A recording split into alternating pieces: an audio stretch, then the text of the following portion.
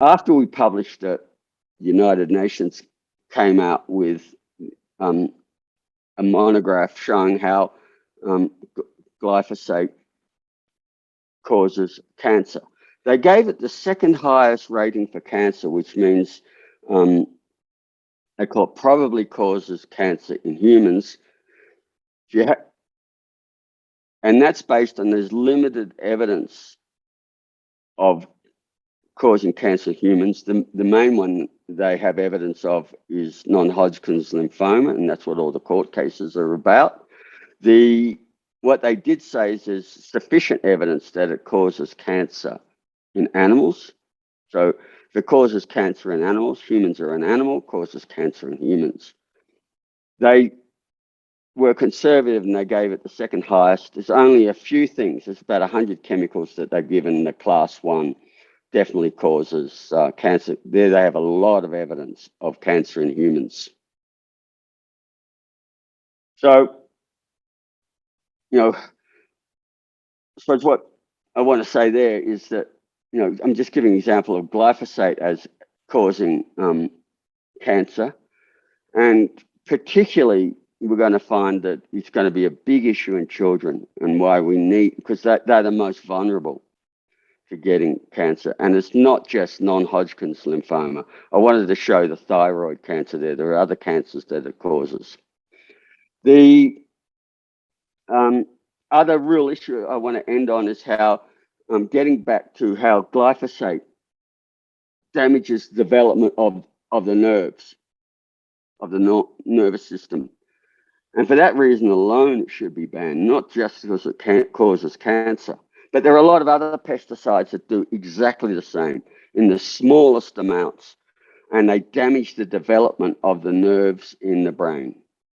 And these are such, chemicals such as chlorpyrifos and other organophosphates do it. Very good science. This picture here is, for me, is actually very sad evidence of what we are doing to our children to exposures to pesticides. This is in Mexico, in Sonora, and it's an example of children who live in a farming area and get exposed to pesticide drift, and children who don't live in a farming area nearby. They're the same age, little girls, 4 years old. The ones that don't have the pesticides, they're going to draw a picture of a person, and that exactly the sort of pictures that you'd expect girls at that age to do. And look at the pictures done by the girls who are exposed to pesticides in a farming area. And there you can see that they can't do anything remotely that looks like a person. That's brain damage, and that's serious brain damage caused by exposure. But that's people who live in farming areas. But most people and most children actually get their exposure through food. And in the case of many children, they're getting their exposure because mom is eating the normal diet, and those small amounts of pesticides are crossing the placenta and stopping their development, their full development. And here I just want to show this. I've quoted 4 very good scientific studies. One of the studies is really concerning. They couldn't find a lower amount that was safe. And I want to get back to this. The fact is, because children do not have the enzymes that detoxify, no amount is safe. That's a fact. And most people get their residues, their exposure from food, not from farming. So I want to end on this one study here.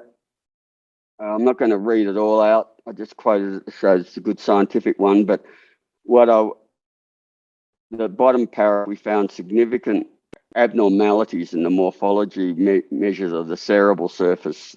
They're talking about the brain, and put that in plain English. they found physical brain damage. And here they've used MRI scans to look at the brains and can see and measure the brain damage that's happened because of these exposure to small amounts of food, pesticides, that our regulatory authorities say are safe. To me, this is criminal. This is child abuse at the worst level ever. Absolutely terrible. You can't blame the moms.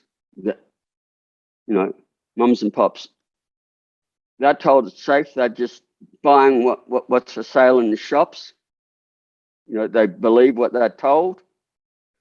But here we have clear evidence, and it's being ignored. What sort of society poisons and damages its children?